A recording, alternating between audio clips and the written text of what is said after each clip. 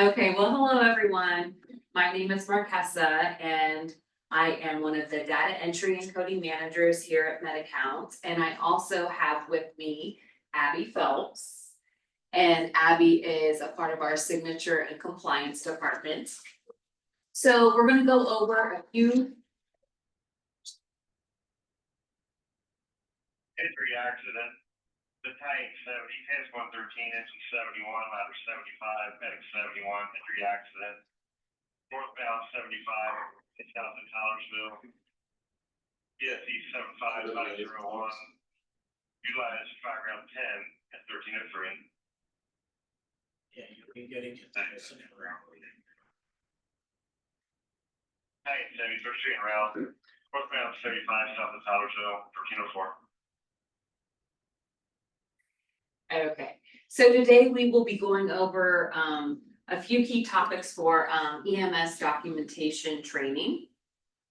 And we will be discussing the BLS and ALS levels of service, our documentation requirements, the medical necessity and signature requirements. And lastly, we want to touch base on the legal and the regulatory compliance. So I'm sure, as you all know, for the emergency side of billing, we have three service levels. We have the BLS, the ALS, and then ALS 2. So the procedures and the interventions listed separately for BLS and ALS, I just want you to note on the BLS side where you see that you have the IV log. Northbound I-75 just south of Towlersville, 1304. Fire round 10. Engine 2 on route. Engine 7 was route 1305.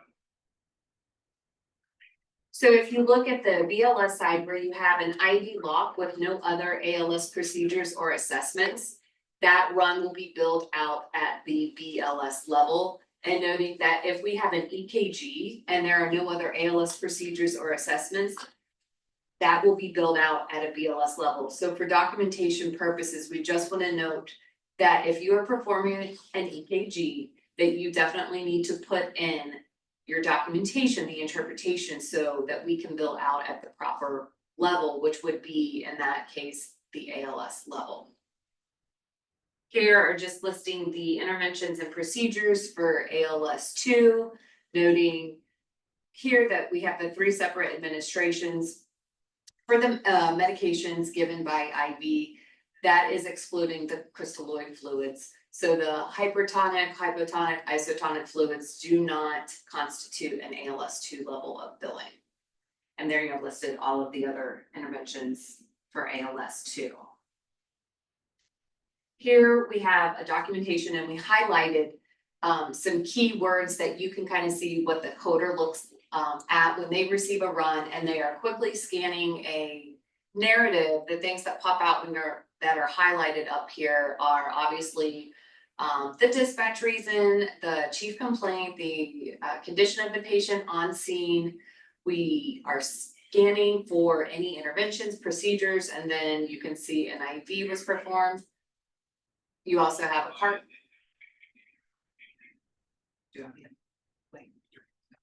You also see the patient was placed on a cardiac monitor, and you can see that the sinus arrhythmia that they entered the interpretation in the narrative.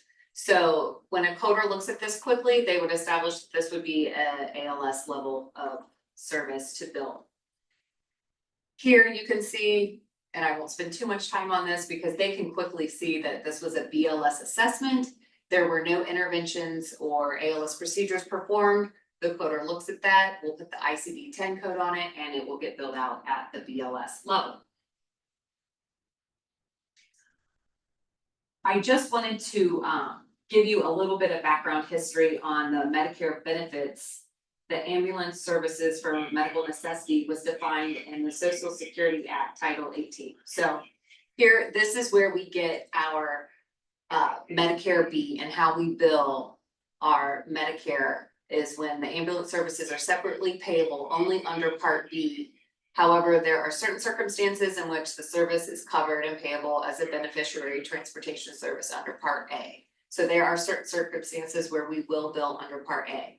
So because we have this entitlement, Medicare has then come up with their definition of medical necessity. And we're just pointing this out here because everything that we give you here today, instruction wise and helping you with documentation and giving you pointers to help is not coming from Medaccount. This is not a Medicare regulation. This is all coming from the Medicare claims processing manual. So Medicare has defined their medical necessity, as you can see, and along with the medical necessity, they also have reasonableness. So you just need to show that the transport is reasonable, it is less costly to bring the patient to the service than to bring the service to the patient. And then for interfacility transports, you really need to document the service that the patient is going to at the receiving facility that is not available at the referring facility. Here laid out is the criteria that Medicare has listed. And again, this is from their benefit manual chapter. And you can just see that you definitely need to make sure that you are listing the dispatch reason, the patient's condition, and you're definitely wanting to paint the picture of all of the care, interventions, and procedures that were given to the patient.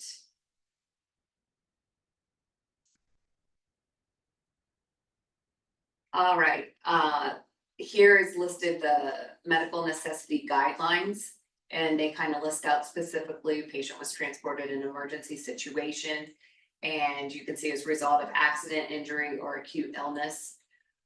They go on, and you can see down below where it says patient required oxygen, other emergency treatment. Anytime that it is listed where you see the patient is required oxygen or patient was bed confined, you also need to document the why. So if the patient was bed confined, why was the patient bed confined? If the patient is requiring oxygen, why is the patient requiring oxygen? Make sure that you document that condition of the patient that's requiring the oxygen or the patient being bed confined.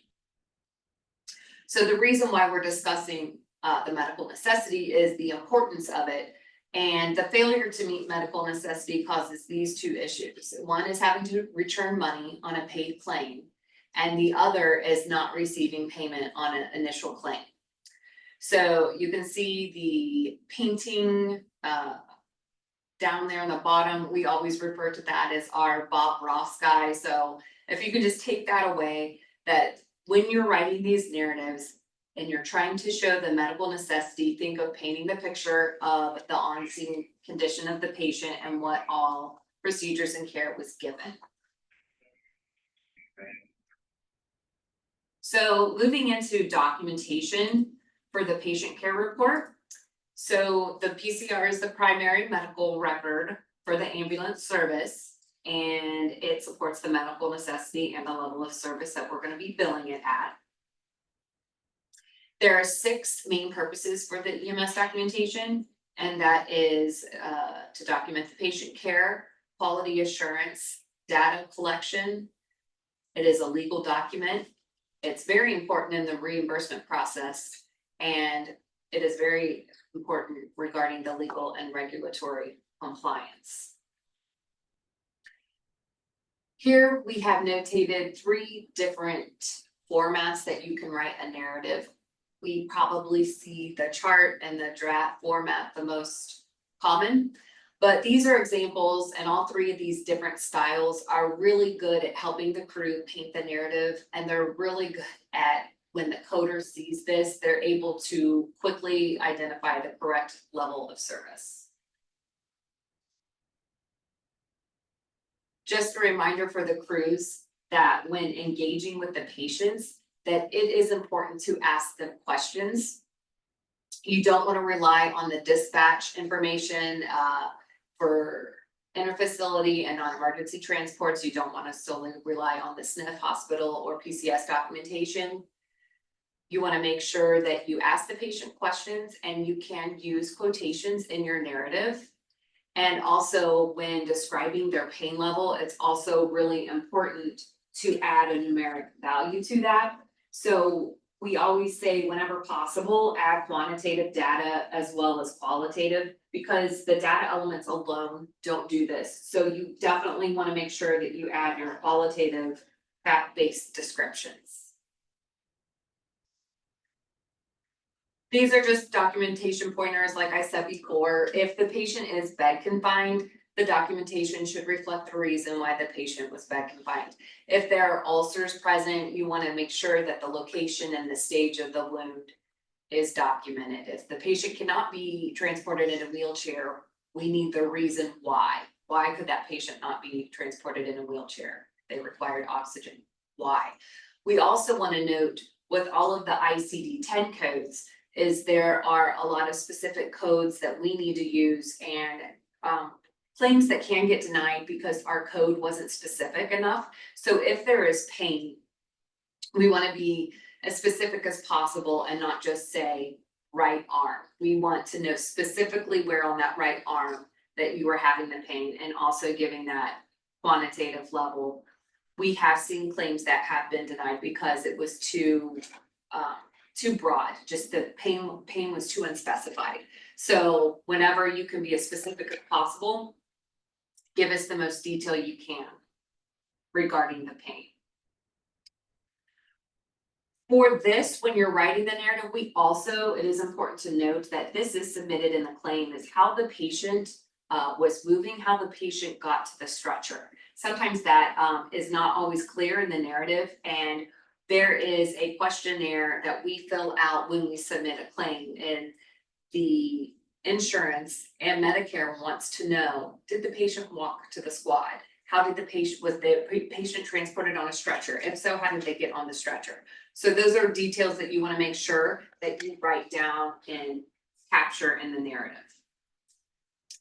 So here I've spelled out all of the key elements that must be on the PCR to have a complete PCR that we submit with the claim. And we need to have the type of dispatch, and for you guys, it'll be your 911 dispatch. We must have an origin and destination.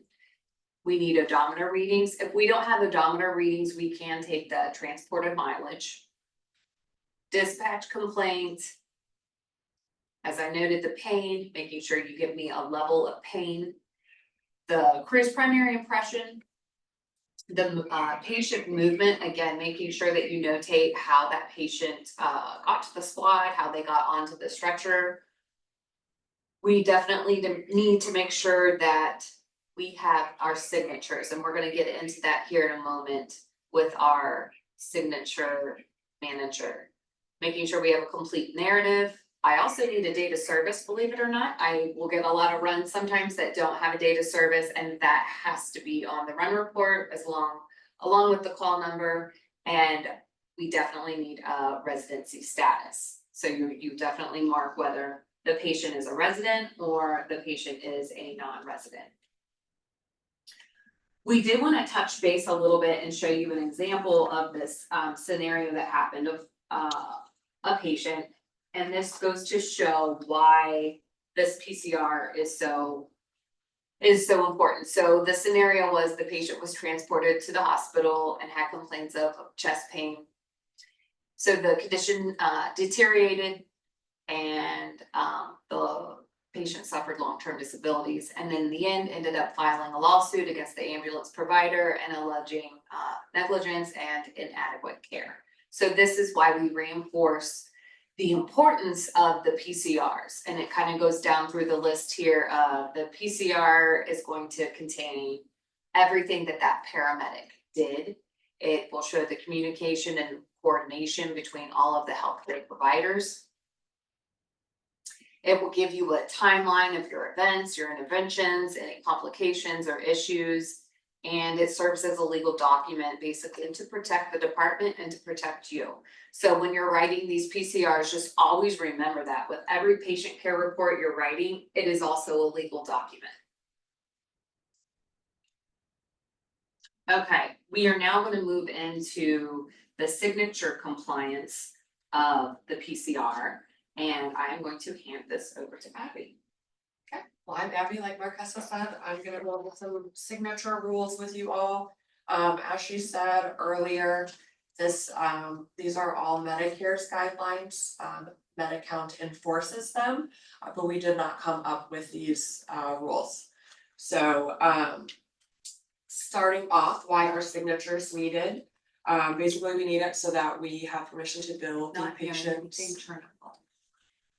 I just moved my computer closer. Okay. Maybe that. Alright, I'll start over. So just starting with why signatures are needed. We need it so that we have the patient's permission to bill their insurance company. Everything that their insurance company doesn't cover, the patient is responsible for paying. And that's included in the verbiage near where they capture their signature. It's also important that we get that signature so that you all get your money as well. So where we obtain these signatures is the authorization of benefits form, or AOB form, signature form. There's a couple different names for it. So this is an example of what one looks like. A lot of times, depending on what EPCR system you use, it will look different. But same basic format, there are 3 sections. One of the 3 sections must be completed. And it's very important to note that the signatures are to be obtained sequentially from top to bottom. So you start at section 1 with the patient signature. If you can't obtain that, you move down to section 2, authorized representative signature. If you can't obtain that, then you're down to section 3, which is the ambulance signature and receiving facility. We'll go into more details of each section shortly here. Crew members or patients cannot choose which section they can fill out. Like I said, you start from the top, work your way to the bottom. And then as long as a signature is obtained before submitting the claim for payment, you can go back and make changes to it if needed, which I'll touch on later as well. So starting with section 1, this is where the patient signs. Their name is also usually printed somewhere in the PCR. So we'll get their printed first and last name, and we need their signature or mark. And you can kind of see in the verbiage here, it says that they're giving permission to bill their insurance.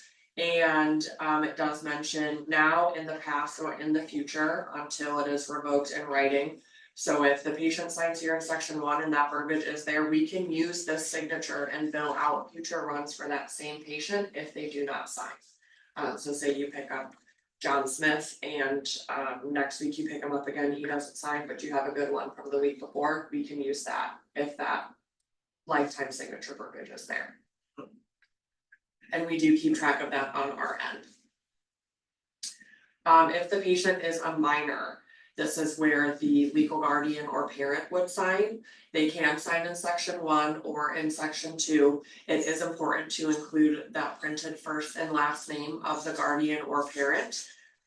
So we know, how they're related, and also add mom, dad, legal guardian, however they're related to the patient, we need to know that. We do look in the narrative for those extra details, so if we don't see a printed first and last name by the signature, and if we don't see how they're related to the patient by the signature, we will look through the narrative to see if it's included in there. If there is no parent or legal guardian present with this minor, skip over section 1, skip over section 2. You'll fill out section 3. So it's definitely important to know if nobody is there to sign on behalf of the minor patient, do not fill out section 1 or 2. And for witness signatures, you can see here in the section 1 box, there is an area for a witness to sign. So if the patient signs with an X or some other kind of a mark, we need a witness signature. We know that a lot of signatures are not legible. My signature is not legible. We cannot make you sign with a legible signature, and that's totally fine. It just needs to look like it's more than an X or more than a dot or a dash on the signature line. If the patient does choose to sign with an X or some other kind of mark, that is where we need a signature for from the witness. Crew members can sign as the witness, or it can be somebody else on the scene. If it is somebody else on the scene, they do have to provide their address. Weird extra step, I know, but if it's a crew member, all they need to do is provide their credentials. So it's often easiest for the crew member to sign as a witness. You're signing the report anyway, just mark on there that you're also signing as the witness to the patient's signature. Moving on to section 2, this is a very important section, we see a lot of errors in this from a lot of our clients. Section 2 cannot be signed by a crew member and it cannot be signed by a receiving facility representative. Section 2 is only for the authorized representative. So that is somebody who is signing on behalf of the patient, so legal guardian, parent, power of attorney, if they live at a nursing home, the nurse from the nursing home can sign there. Basically, anybody can sign there besides crew members and receiving facility representatives. So they would sign if, say the patient has dementia, they're unconscious. Even if they refuse to sign and they, they want their spouse or somebody there to sign, they would sign in section 2. It's important to mark your relationship to the patient. Their signature, of course, and their first and last name needs to be printed as well. Again, we do check in the narrative to see if any of that information, we can obtain that information in the narrative. And generally, we can figure out why the patient isn't able to sign through reading the narrative as well. And section 3, this is where the crew member signs and the receiving facility signs. It is a 2-parter. So patient can't sign, there's no receiving facility, or I'm sorry, there's no authorized representative. Now we're down into section 3. The crew member will sign, they'll list their first and last name and their credentials or title. You also need the receiving facility signature, their first and last name printed, along with their titles or credentials. So a lot of times the last name is not obtained for the nurse, or the credentials aren't listed. That's an easy fix. So when you hand that over to Medaccount and we see that you're just missing a simple RN or their last name, that's when we look to you guys, have you provide that information, fix the report, and we can push it through to billing. And just to make note, so it's clear for them. The facility only has to fill this section out with the crew if the patient can't sign. Correct. They don't need to sign this on every single thing, or if the patient signs. So Clear. just to make sure that's clear for everybody. If you get the patient to sign legibly. And you have their name and everything's accurate. You do not have to get the nurse's signature. Correct. Yep. That's your caveat based off of current practice. Current practice, nurse signs every time. If it's anything outside of the patient signing themselves, we do have to get the nurse's signature. So it's that much more advantageous to get the patient to sign as legible as possible and be done. Just to be clear. Yep. And we hear this question a lot from the receiving facility when they are asked to sign by a crew member, like, what am I signing for? They are not signing to take over financial responsibility for anything. That's just if they do ask, just tell them, you're not assuming financial responsibility for any of this, it's, transfer of care, whatever. Not for paying for anything. And then I know Marquesa talked about what's required for patient care reports. There are just a couple little signature things to note here. The receiving facility must be listed somewhere in the PCR, which is pretty much standard practice, say where you're going. And then all crew members who participated in the transport must be listed in the PCR with their credentials or title. Even the driver, they need to be listed on there. They do not necessarily have to sign. But they do need to be listed, so the author of the report does need to sign every single time. If you can get all the other crew members to sign as well, that's great, but absolutely the author of the report needs to sign. For us in the Zoll software, our crew's signing in the morning. So their information will already be in there for both members on the ambulance. Okay. And then they have another space that they can add other members. Good. If needed, but you always have both members that are on the ambulance signatures. Perfect. That's great. And then it's not on this slideshow, but it is worth mentioning, we talked a little bit earlier about the signature hold report. So we audit a percentage of the runs that you send over to us. just make sure, if you need re-education on stuff, whatever. So those are held until they're fixed. So I did notice that there are a few in hold right now, and they are just missing the last name of the receiving facility representative. So those were all runs where the patient didn't sign, couldn't sign. There was no one to sign on behalf of the patient in section 2. Crew member signed, which is great. You did get a signature from receiving facility, but we need that printed last name. So we can work on. So that can be fixing those. fixed, so then we can Yes. still go in, right? Yeah, so once we get those last names, we can push them through. But yeah, like I said, with section 2, just keep an eye out that no crew members are signing there. And in section 3, make sure you're getting that last name of the receiving facility. And that's just if the patient doesn't sign. Yep, if you get the patient to sign, you don't have to listen to anything I just said. Just to pause for 1 second, outline stations, does anybody have any questions on our new requirements for signatures?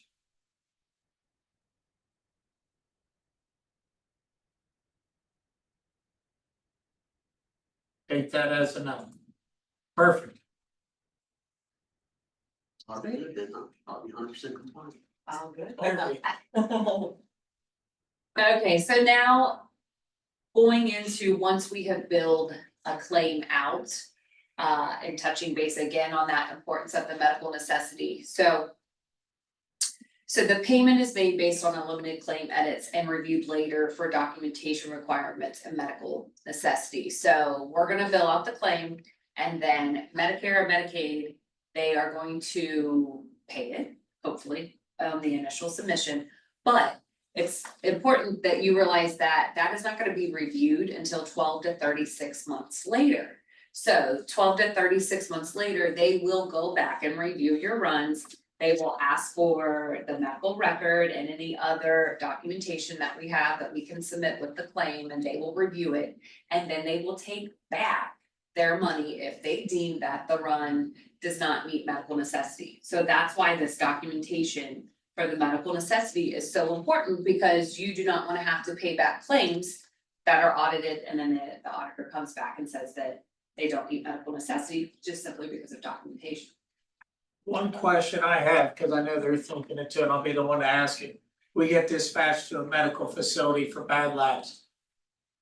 In our eyes, it's kind of like, okay, we take them to the hospital. How do you prove medical necessity in that, or is it needed? And that's a tricky one, and that is hard. Well, it's always, the requirement's the same. Yeah. Stays the same, requirement's not any different for those runs. But, I think Marquesa said it earlier pretty well, the asking questions. So a lot of times you get to, whether it's a nursing home or otherwise, but we'll take it, you get patients like, or the family will say, a patient just doesn't, they're not themselves, or they don't feel right, okay? We get to see that a lot.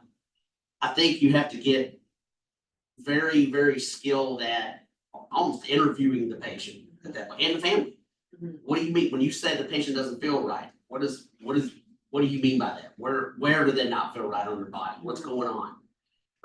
And what happened that might have been within the past hour, 2 hours, that all of a sudden that would make them be like, we've got to get this person to the ER now. We can't wait and have a scheduled appointment. That, finding that to put in there. And there are gonna be some times where it doesn't meet that full Sure. necessity, and unfortunately, we would have to close it out. Now, if you We generally don't. We generally don't, but if it is a weak narrative and there is nothing there that we can really code from, we're not gonna submit a claim that doesn't meet medical necessity. The ones the auditors hammer the most from what I've seen, and you can Mhm. probably back this up, Marquesa, are the ones where the patient calls at, what it doesn't even really matter when they call. They say, yeah, I've had this condition for the last 2 or 3 days, or the last week. Mhm. Well, that's not an emergency scenario. So you have to really do, as a crewman, you have to do the best you can to probe, okay, I understand that. What happened in the last hour, 2, 15, whatever it is, that necessitated, why did you call us, And I think, right? documentation point would be the pain ones, well, what was your pain the past 2 weeks? Pain's a big. At a level 5, well, what is your pain now? What happened in the past? Are you at a 9 now? Kind of helping. Yeah. And that gives you that quantitative, which the auditors love to see in the And- narrative. And then with private ambulance companies, obviously, if it's not us taking it, it's private taking them. Mhm. How do they bill against Medicare for medical necessities? So in an event like that, you could bill non-emergency. And that's a whole other topic that we can get into. We Sure, could probably- that's an us discussion. Well, that is something that we could discuss, yes, after this. But your question you asked, back to your original question about the bad lab scenario, because that's most, we see it all the time, right? You see it all the time, we see it all the time. I don't know if there's a great answer for it, you know, I mean, it really gets into a deeper conversation that may need to be had at a municipal level with a facility. It may be beyond Sure. the fire and EMS department. The issue becomes, you know, until or unless you're audited, you really don't have tangible evidence to show that you're at risk, right? Of having to pay money back. Right. Once you have that, once you have that, or if you have that evidence, then it's probably an easier conversation to have. But I mean, at the crew level, you can only document what's there. Right. Right. If that, you know, if you've asked the facility and you've asked the patient, they give you nothing, you've done your job. Then there's not, and sometimes they're just true, sometimes there just isn't medical necessity. Sure. I mean, that's just the reality of it. So I think, Jason, that's a deeper question. Yep. I think that's beyond the department level. You, Yeah. Oh, yeah, and that's something, And I guarantee lots of people are thinking this, cause this is something we constantly have that discussion upon, right? right, it's a very hot button issue. We've had 3 departments in Kentucky, about your size, that all have been, we've received notice, they Yeah. received it. Yeah. Forwarded us, that one of the Medicaid managed care plans Yep. is auditing them. Yep. Why? Couple of reasons. One, because they're bigger departments, they have a good volume like yours, right? Yep. And 2, they've got something tripped to switch, they must have an inordinate number of 911 transports from nursing homes. Hmm. That'll get you on the radar. Yep. They have, these insurance companies have their actuarials. Yep. They know what's normal. and it's easy for They do. them to do these edits, cause all they're gonna do is go into H. Which is, that's your modifiers, nursing homes is Yeah. SNF, and then your Yep. hospital into H, and they'll pull everything and start looking. And the first thing that they look at, which we get into this right here with the compliances, they'll look for the signatures. So did the patient sign? No, we'll immediately take the money back.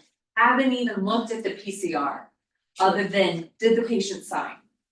Okay, the patient signed, now let's look at the narrative, let's look at the medical necessity, then they kind of work from there, but that's the first thing that they'll look for. It's the low hanging fruit. The low hanging fruit, yeah. The narrative is the narrative and the other documentation, for the most part, you know, the 4 of us sitting here could read the same run report, have 4 different opinions on the medical necessity for that run, right? These auditors are no different. Mhm. So at least do your part on the signature side to eliminate that as a reason that right up front there, just say, oh, yeah, we got this one, take this money back. Make it difficult. The goal should be to make it as difficult as possible for them to For pay. them to take the money back. Sure. At least if you handle signatures, which, let's be honest, they're not all that difficult to do correctly. They're not, at the end of the day. Right. Yeah, so going over those 2 audits that, you know, most ambulance providers will encounter is the comprehensive error rate testing, and then the targeted probe and educate on the TPE audits. And then here's, so you can see just the 2023 cert and proper payment rate is 7.38, and then you can see I highlighted the Medicare Part B. Oh, that's so small on your screen. Let me read it for you because you can't see that. The Medicare Part B was 10.03%, so that was 10.99 billion. That they had in improper payments after they had gone back through and done these audits. And then what they're saying that they're finding for the improper payment is insufficient documentation and then the medically unnecessary. So within that insufficient documentation, there you go, there's your signatures. So yes, like Ted said earlier, that's the low hanging fruit, so let's get those signatures, and then if you can just write the most complete narrative. That helps when they deny it, and then when we write appeals, if we have a good solid narrative, we can write a good solid appeal. So I always point that out why the narratives are so important. So to take you through what you would go through for the TPE audit, and remember, this is not if this happens, this will happen. We will go through this with with you. Yeah. It's just a question of time. Yeah. We will go through this and you'll receive a letter from the MAC, from your MAC, and then they will review randomly 20 to 40 claims, so we'll gather all the information that we have, signatures, documentation, the PCR, we submit it to Medicare, they will review it. And if some claims are denied, we will go into a invited one-on-one education session with Medicare. After we complete that education session, which we would sit in on with you while you go through the education session. 45 days will pass and then they're gonna see if we've implemented those changes. They'll pick another random 25 to 40 claims, review them all again. If everything is good, they won't review us for another year, but then after that 1 year point, then we'll be reviewed again. So that's the whole process on the front end. Then if we fail after that, there's 2 other levels of steps, but we're not gonna fail. Hopefully, we're not gonna fail after the first one indefinitely. Especially after going through their educational sessions. So obviously concluding with medical necessity, I think we've established how important it is. And just remembering your key elements, that condition of the patient and then the reason for the transport and giving us as many details as you can. And just remembering that if we don't have that in the narrative, we are gonna have to return money on a paid claim. Or we're not gonna receive payment on that initial claim, so. I think a bigger elephant, the payments and, that's all important, right? But you hit on it a little bit earlier with the legal aspect of these documents. I don't know if anybody heard, did you hear, Chief Wayne, maybe you have heard this, did you hear about the incident up in Northwest Ohio where a couple of paramedics pronounced the patient dead at the scene, and guess what, the patient wasn't dead. So that's not necessarily documentation related, but it is to some degree, or it could be. Sure. So I think that's when they lost their jobs. They also put the department at risk for lawsuits and then in the city, or I think the township. So there's a lot of fallout that can happen from beyond just losing a few $100s on some claims.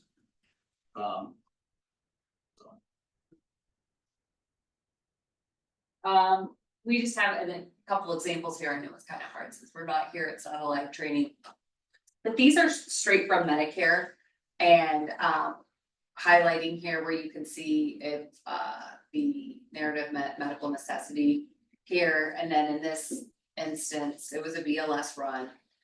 Medicare is stating that the patient can't be, it doesn't show why the patient can't be transported by any other means. So I definitely think to help when writing these narratives, you show up on scene and there's no obvious respiratory distress. Again, kind of going into maybe the history of where the patient was, what happened that when they made that 911 call, document what that patient was experiencing right at that time. Because then that auditor might have seen that medical necessity. Sure. Okay. The same with this one, it's kind of just saying that the patient had knee pain and swelling. And if that auditor could have seen some quantitative data, that would have helped meet medical necessity. So just giving you those 2 examples of this was submitted and this is straight from Medicare stating that that did not meet medical necessity, so. And it's hard, that's a hard, because there's a lot in that. By the way, this is probably 50% of the runs we get, just so Yeah. everybody knows. Yeah, so For a if you normal can, report. and when you say bilateral knee pain, what knee is, where specifically is this? Is upper knee, inside the knee? And have that in there, and my pain level was at an 8. Okay, your pain level was at an 8, right there were, if it's not an 8, or it's a 5 right now, but when I called, I was at a 9. Put that in the narrative. This is an easy one. Patient states knee pain and swelling has yet to get any better. Well, what is that pain? Yeah, yeah, I mean, they lead right into it. yeah, But then they don't complete it. yeah, But it looks, that's a big narrative, there's a lot of detail there, but not the right detail. yes. There's a lot of pertinent negatives in there. There's a lot Yes. of fluff in there too. There's a ton of fluff in there, Patient but vitals obtained and monitored. but anytime that you are giving me pain, be as specific as possible. I don't even like bilateral knee pain, because you know why? When I submitted ICD-10 code with bilateral knee pain, guess what? They're gonna deny it. They wanna know, cause they wanna know specifically, bilateral knee pain, they'll say that's too unspecified. So I would have asked the patient, are both knees hurting you? Like, which one is hurting more? Does the left knee's more of a 2, but my right one's a 9? You know, be as specific as possible. So, I will leave you with the painting the picture, the Bob Ross, if anybody remembers, do you remember Bob Ross? You do? Okay. You know, where like he adds little birds and then paint the picture, but all I ask is don't paint or add anything that it isn't accurate or true, right? Paint the correct picture, don't embellish. don't embellish, so. Does anybody have any questions? Regarding anything that is required on the PCR? Looks like they're good. So full compliance, that's what they're saying. Full compliance. I understand.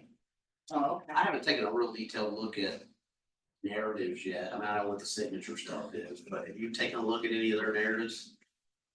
I really haven't. I will. take I a look will. at that. nothing has come to me, since we started with you that, hey, this is red flag, so that's. None of my auditors have come and said this is bad, so that's good. Yeah, no, they're pretty detailed most of the time. I'm sure there's some that aren't on here and there, but the vast majority of the time, no. Well, we'll meet for a review. I mean, we do, like, it's a pretty standard thing, but before the end of the year. And as part of that process, I always take at least 10 runs and look at them, soup to nuts. Yeah. So I'll analyze the signature, and I'm actually, signature's kind of, no offense, Abby, it's a tired topic to me. I'm looking more at the medical assessment results, because I wanna know, that's where you're at risk. Yeah. In a lot of cases. So if we are missing anything that we receive, that we're gonna hold till we bill out, and whether it could be mileage, residency information, I'll still bill that patient as a resident until you tell me, hey, this patient is a non-resident, I wanna hold up your money over Sure. that, but just to be safe, I would mark them as a resident till you confirm whether they're resident or not. But we will upload to the customer portal any documentation issues or missing information requests. Sure. Then when you send us that information, because see, we don't have access to Zoll, I would go in and just pull that for you to make it easier. You will have to upload the run report PDF version, because if you send me that electronic file, it's gonna get kicked out of our system as a duplicate. Sure. Okay, so any amendments to the run reports, make sure that's documented too. You can't go in and change Right. a narrative or add a narrative without it having a timestamp. Cause you're altering the medical record, Right. you know what I mean? So make sure that that's amended in there. And then always just reach out and let us know, like, let me know, hey, I uploaded this customer portal, we'll make sure we got it right away. And we get it entered in and billed out for you. Does anybody have anything else for the Medaccount team? Johansson at the fives. So we had a run, but I'm sure I missed something. So do we still need socials and phone numbers? So social security number stuff is for them. Phone number was a piece that we had put in. I keep doing it for now, but subject to change. Thank you. Yep, but for them, that social security number's a good thing that we need. What else we got, team? What, I have a question at the fives again.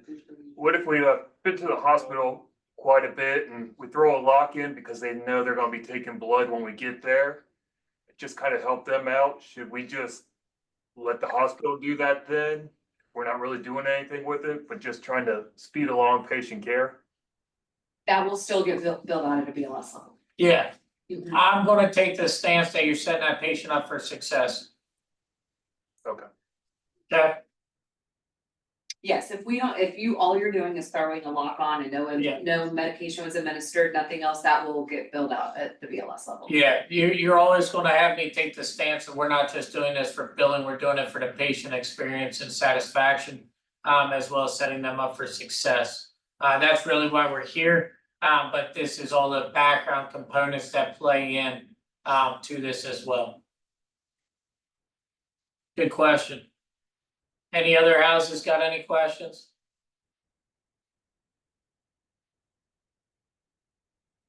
Wonderful. I appreciate your time. Other two companies, I will see you here shortly for your competency test.